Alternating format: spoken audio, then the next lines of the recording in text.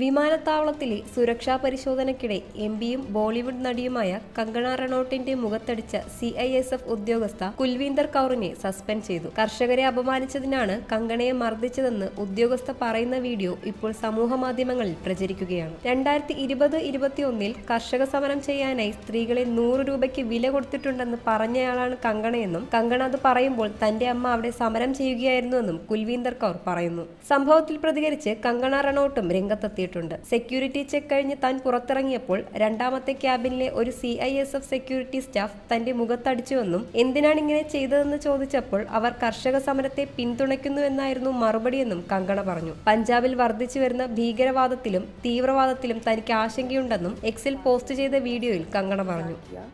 और साइड से आकर जो है मुझे मेरे फेस पे हिट किया और गालियां देने लगी और जब मैंने उनको पूछा कि उन्होंने ऐसा क्यों किया तो उन्होंने कहा कि वो फार्मर्स प्रोटेस्ट को जो है